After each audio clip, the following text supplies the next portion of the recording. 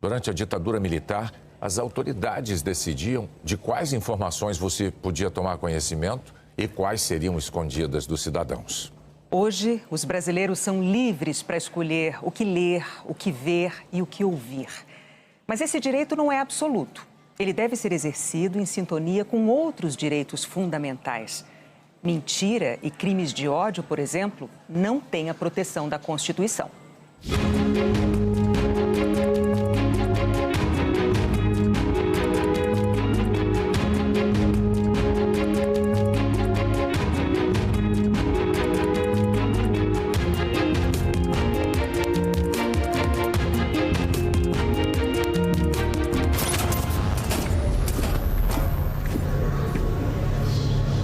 Todos os dias você aperta um botão e o Brasil aparece na sua tela.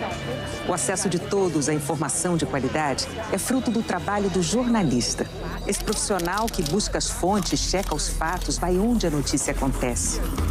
Só que iluminar os fatos pode incomodar autoridades e governantes que muitas vezes preferem agir nas sombras e no silêncio dos gabinetes. Ao longo da história, os inimigos da democracia buscam constantemente intimidar e calar a imprensa.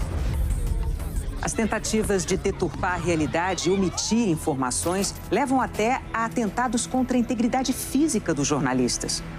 E é sempre importante lembrar que um país censurado não enxerga a si mesmo. O contrário da censura é a liberdade de expressão. Esse direito fundamental que está garantido no artigo 5º da Constituição. O inciso 4 diz: é livre a manifestação do pensamento, sendo vedado o anonimato. E o inciso 9 especifica: é livre a expressão da atividade intelectual, artística, científica e de comunicação, independentemente de censura ou licença. Mordaças são próprios de ditaduras. Não é possível que alguém diga ao outro, cala a boca. É imprescindível a democracia. Não existe democracia no modelo moderno e contemporâneo sem imprensa livre. A imprensa garante o direito que a pessoa tem de se informar. Porque a pessoa que não tem educação de informação, ela sequer pode exercer plenamente a liberdade e igualdade de condições com os outros.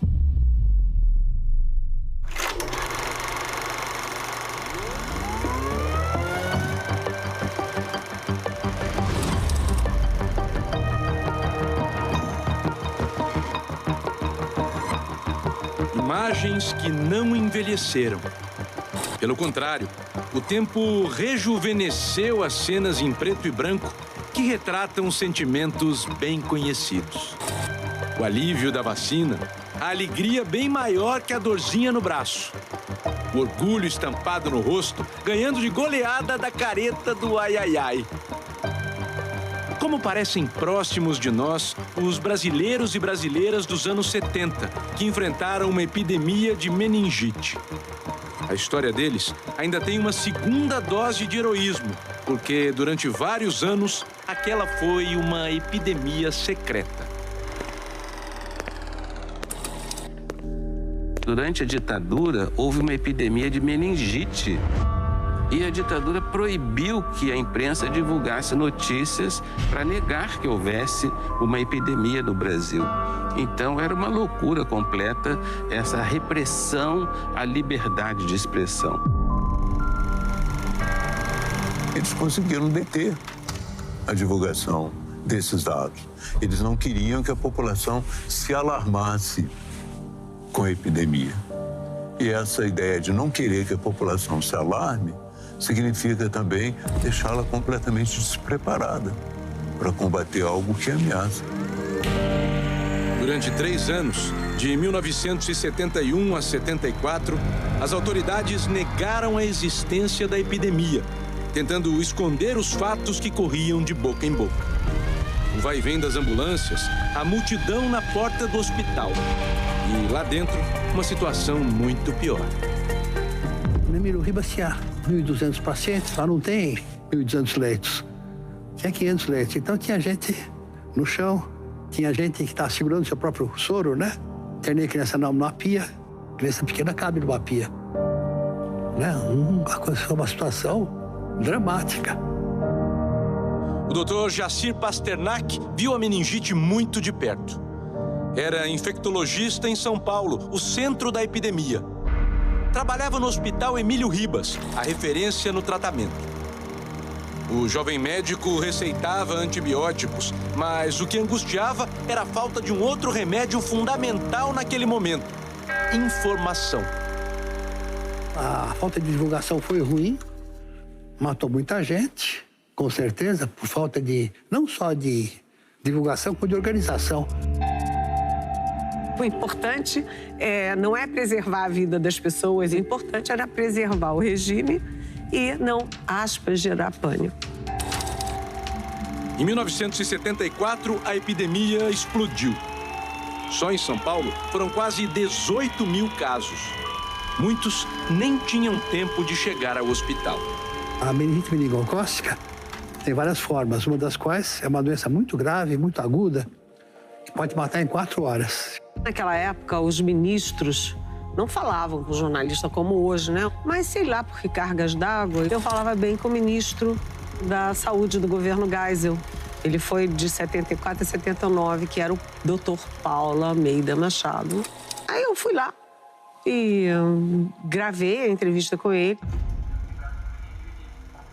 O que ele dizia é: há uma epidemia de meningite. Foi a primeira vez que uma autoridade reconheceu que havia uma epidemia, né? E era a autoridade da saúde. Pronto. Mesmo com anos de atraso, parecia que dessa vez a população brasileira ia saber a verdade sobre a meningite. Só que, incrivelmente, ainda era preciso vencer a melhor amiga da doença, a censura.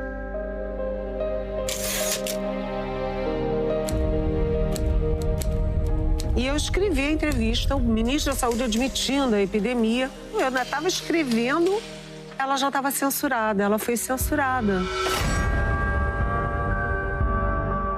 O censor não estava censurando só a Eliane Cantanhede, que era uma garota, a revista Veja, e nem mesmo a imprensa. Ele estava censurando o ministro da Saúde. Porque falar que tem uma epidemia é contra o regime. O censor, em certa medida, estava censurando o próprio presidente da República, o próprio Geisel. Eles ficavam dentro das redações achando que eles podiam tudo. 50 anos depois, eles não estão mais aqui.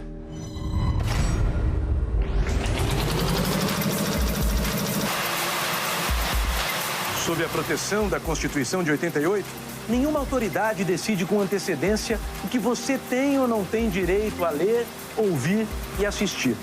O parágrafo 2º do artigo 220 diz que é vedada toda e qualquer censura de natureza política, ideológica e artística.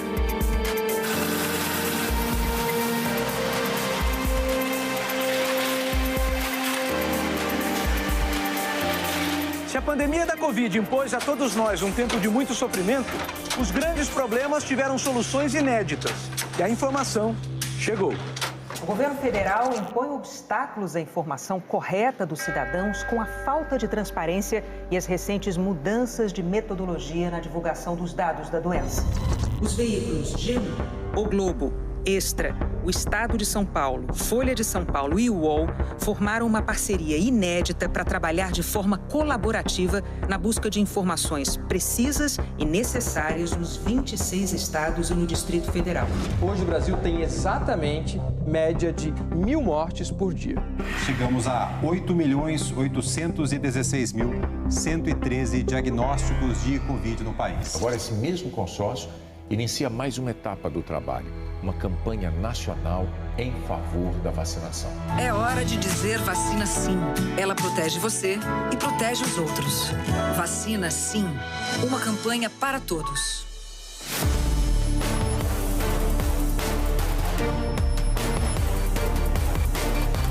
Passado e presente conversam e concordam. A fila da vacina é o melhor caminho. O Brasil só se livrou da meningite nos anos 70 quando o governo reconheceu a epidemia e comprou milhões de doses de uma vacina que tinha sido recém-descoberta. Era uma vacina que tinha sido testada na África. Em 75 houve a grande campanha de vacinação, que foi uma coisa monumental. O Geisel se vacinou, os ministros se vacinaram. Mais uma vez, ministro. Assim, não é só para eles se salvarem. Era o exemplo que vem de cima. É impressionante a semelhança do vírus com a mentira. Uma ajuda o outro a se propagar. As fake news são notícias falsas. Elas estão fora do campo da liberdade de expressão. Elas são pré-excluídas da Constituição. Elas não se identificam, as fake news, nem com liberdade de pensamento, nem de informação, nem de expressão.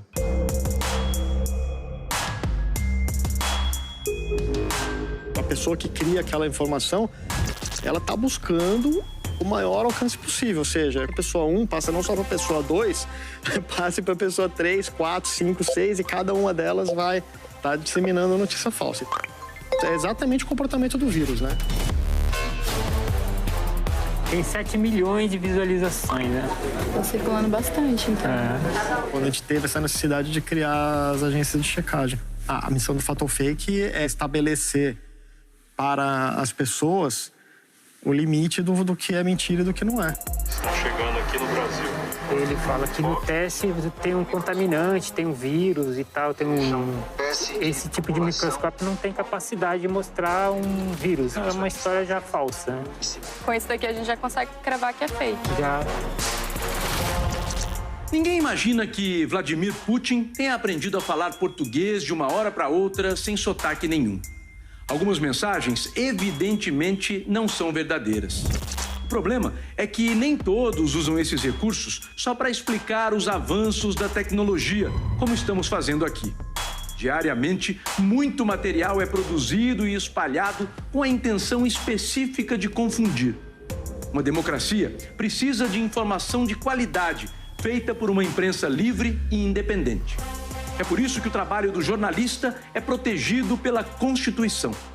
O parágrafo 1º do artigo 220 diz que nenhuma lei conterá dispositivo que possa constituir embaraço à plena liberdade de informação jornalística em qualquer veículo de comunicação social. E isso não está escrito em russo.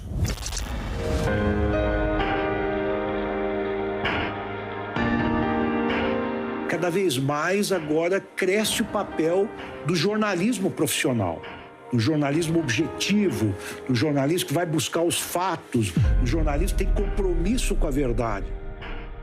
A liberdade de expressão, que é a liberdade de imprensa, a liberdade de criação artística, a liberdade que todo mundo tem de emitir a sua própria opinião, onde o passado condena, nós temos que ter muita preocupação em proteger a liberdade de expressão.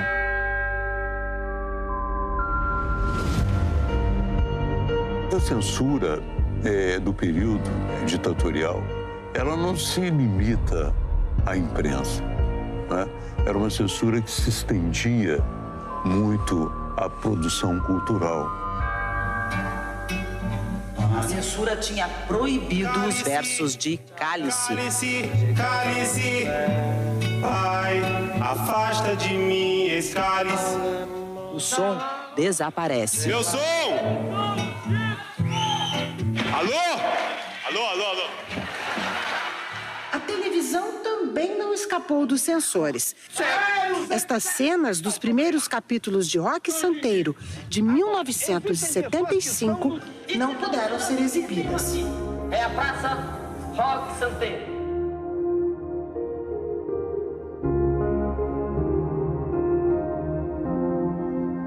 A Constituição de 88 surge contra um cenário pretérito em que nós não tínhamos liberdade de escolher os livros que íamos ler, os filmes que íamos assistir, não tínhamos nem a liberdade de escolher as músicas que queríamos ouvir. Tanto conquistamos a liberdade de expressão, estávamos todos muito felizes e em paz. Mas a liberdade de expressão não pode ser um pretexto para você destruir a democracia. A tecnologia vai mudando, mas os princípios fixados em 1988 não envelhecem. A Constituição nunca protegeu mentira e nem crime de ódio. Isto não é expressão de liberdade. Isto é expressão tomada como prática de um crime, de um delito. E essa é a distinção que precisa muito ser feita. Uma faca na mesa do seu almoço é perfeitamente legítimo e eu tenho que garantir que você possa comer com talheres, de maneira civilizada. Se você usar essa faca para atingir a garganta de outra pessoa, ferindo ou até matando, esta faca é um instrumento de crime. Qual a novidade? Tudo que não se imagina é que um instrumento tão transformador e revolucionário como a internet se converta num artefato que venha a liquidar com as democracias ocidentais. A nossa Constituição democrática já trouxe com ela a vacina da democracia. A liberdade de imprensa é a base da democracia. Sem imprensa livre não há democracia. É simples assim, é uma importância visceral. Graças à Constituição, o Brasil é um país livre para se olhar no espelho todos os dias.